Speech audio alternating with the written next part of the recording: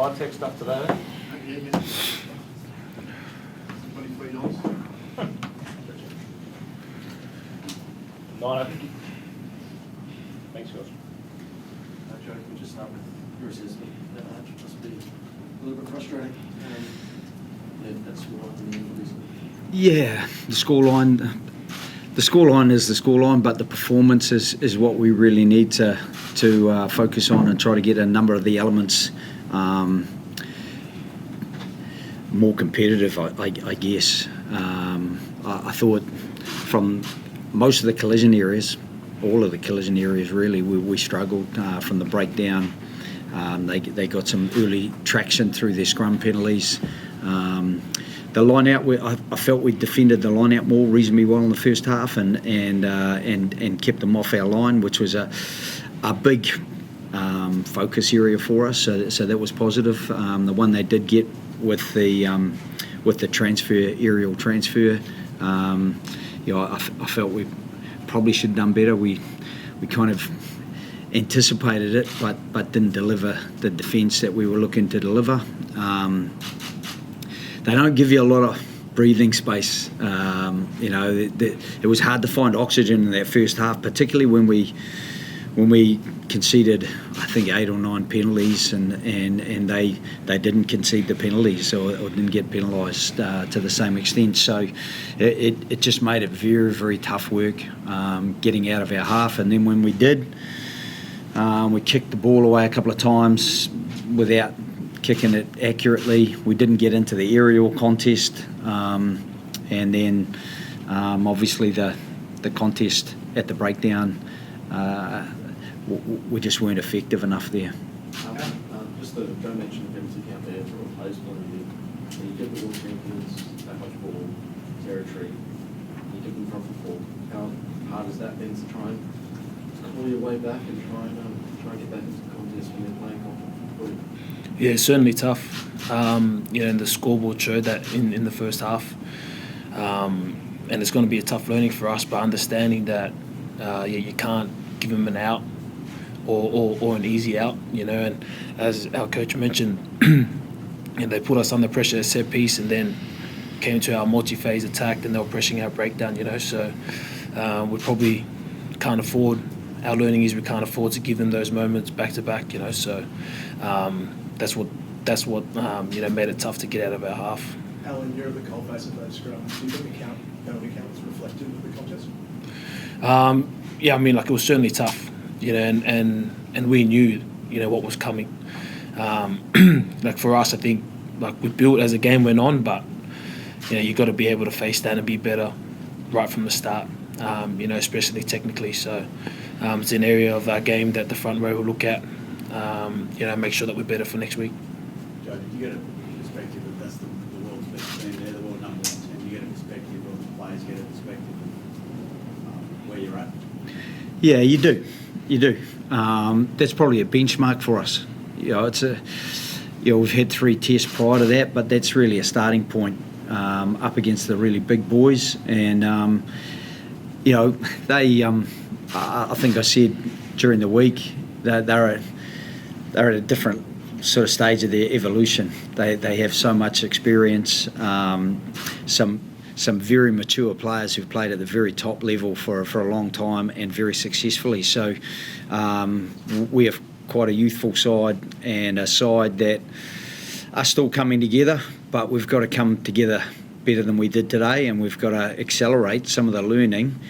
And there's obvious learning from today, but you don't suddenly solve, the South African conundrum. They're very physical in those contest areas in the set piece and the breakdown, but then they're very quick on the edges. Probably a couple of the tries that really were disappointing were the 2 tries to the wingers where we'd actually defended really well, and then Kurtley Aronse shot through, and then the other one where Jesse Creel stepped back against the flow of the defence and linked up, and they got away to score again. So those 2 tries, because I felt we fought pretty hard, albeit without a lot of ball in that first half, and then got back into it to a degree in the second half. It would have been nice to finish just a little bit closer, the second half being 12-7, but that is on the reality of 3 yellow cards, albeit the last one very late in the game. The discipline thing has been an issue for a number of years and a number of coaches, to be fair. Do you have an idea of how to fix it? Yeah, I have a few ideas, and we'll try to we will try to get that sorted out. I felt we were a little bit unlucky on a couple, and then I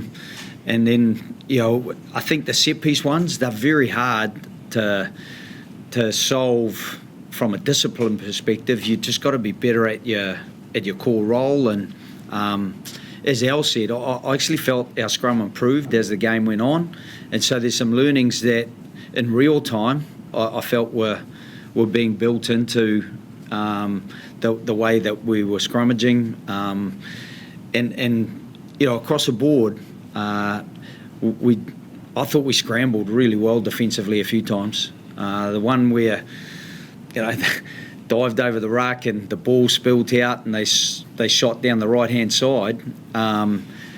The effort away from the ball, watching players race back and chase down some really athletic players, and then actually shut that down and turn it over was really impressive to see. That the determination is there, that there's a pride in playing for the Wallabies, and there's some elements of the game that I felt proud about as well.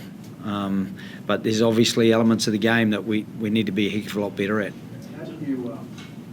How do you make sure that this team wins the physical battle in collision next week?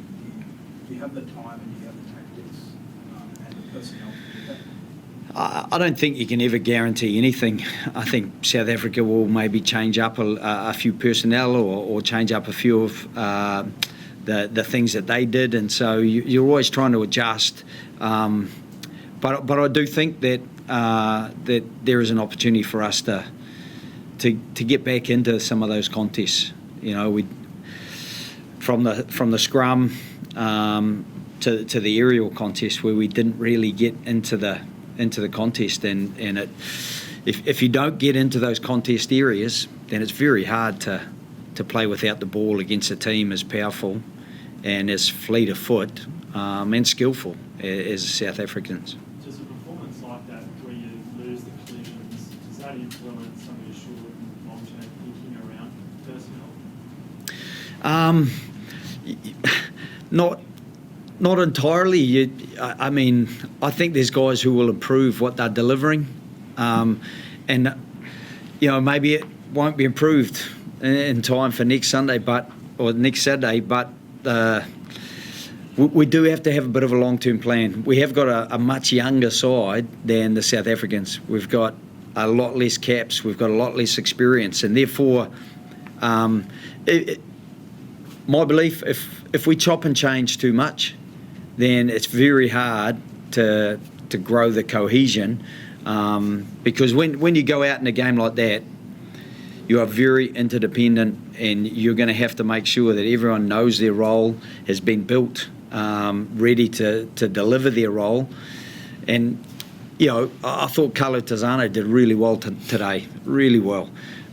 But it would have been nice to have Fraser McRide as well, and Luke Reimer coming off the bench. There's guys who will get better with opportunity. 2 guys making their test debut against the likes of Sia Khaleesi, Quagga Smith, Peter Steph Toy. I am a realist, and I know that you don't suddenly match up front up and better those guys, but you've got to better yourself for next week. Last couple. Update with what you know about sort of injury front. Felipe going off early. The big Frost had a pretty nasty sort of shine around the eye there. Yeah, Nick's was he split his eye, and it was quite a bad laceration. So his eye, it's almost closed over at the moment, which affects your vision. He also took a bit of a knock at one stage, so he was off. Filippo, he come down on it or got hit on the leg, and so we're going to get that checked out, and we'll have, I would say by Monday, a decent idea about that. And I think the only other one, Jeremy Williams came off. Jake Gordon had a laceration, but I'm not sure about how those two are. Alan, from a player's perspective, what do you take from that game to feed positivity for the next week? It's going to be a tough pill to swallow, but a lot of our boys will learn from that. As our coach said, like, we've got a lot of our boys with a handful of caps, is learning what the test arena is like, and there's no better way to learn than versing the South Africans. So again, we've got to learn and then make sure that we're better for Perth.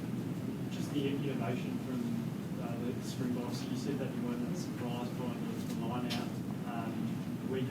Were we expecting that, and what do you think about that? Yeah, we've seen it before from them. So you try to cover as much as you can without distracting players who are then looking for too much, and you get clutter instead of clarity around what you're going to do.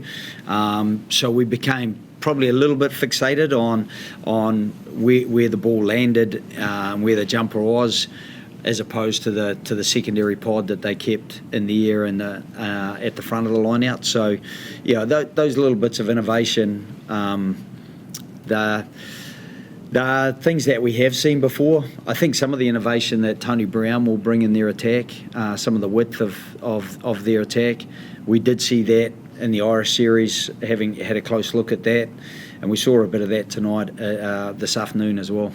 Thanks, guys. Appreciate it. Thank you.